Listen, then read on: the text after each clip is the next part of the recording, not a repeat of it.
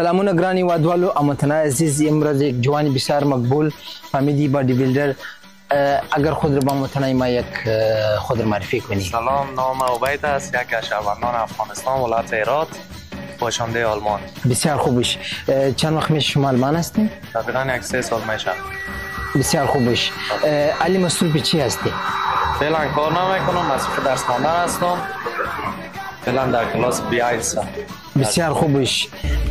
ماشاءالله اندام تو بسیار مقبول جور کردی. اگر کدام سپورت را میکنی؟ قبلا خود افغانستان جیستو کار میکردم، فعلا در آلمان فقط جیم کار میکنم. جیم کنم. اگر خدا خواست میخوای در آینده چی کار شوی یا چی میخوای بکنی؟ خواست خدا باشه، کوشش خدا میکنین دیگه، سعی کنین چی میشه. کدام پلان نداری؟ دیگه داره پلان، دیگه سعی کنین بخیر ان شاء الله بشه. اگر ما میره دوباره ادامه بدیم یا بادی بیلدینگ درس ما بخونیم کنارش. MMA خب بسیار خوب است، مقصدم بسیار متنام خوش میشه و دیگه یه است که مقصد پولیم خوب داره و ما شهرتشم به نظر چطور است؟ دیگه مهم پولش نیست، دیگه باز ورزش از صحتمندی خود انسان مفید است. بسیار خوبش، بسیار خوبش.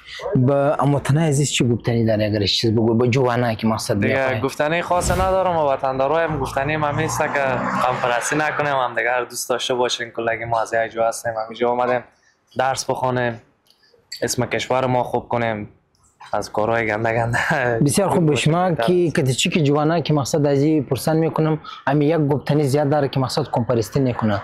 این مردی ما شما کمپاریستی میکنه؟ نه، کمپاریستی نمیکنه. بچهای ما خود جوانا است، بسیار بچهای تایید است کلگی شد ماشاءالله و یگان تایشان دیگه باز است. اونا رو خدا هدایت کن. جنگل هم خوب و بد خود داره. بسیار خوبش، بسیار خوبش. به نظرت هم جوانایی که در آلمان آمده چی که زیاد مقصد بسیار ده؟ یعنی اینا به نظر چطور است؟ مقصد میتونم بالا بره در مسلکی یا چیزای دیگه؟ من خودم که بچهای افغان خودم من نگاه میکنم استعدادهای زیاد دارن، کلگیش استعدادهای خوب دارن، درس میخونن دیگه. ان شاء الله کلگی در مرور زمان موفق میشن. بسیار خوبش. در افغانستان اگر برای کدام اندوال یا برای کدام دوست بهترین یک پیغام داره؟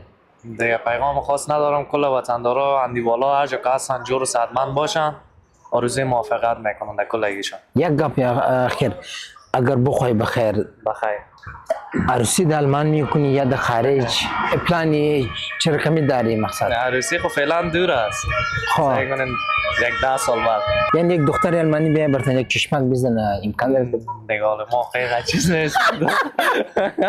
دختر آلمانی سینما چشمک نمیزنه. نه چرا نه؟ یک مقبول است بخاطر.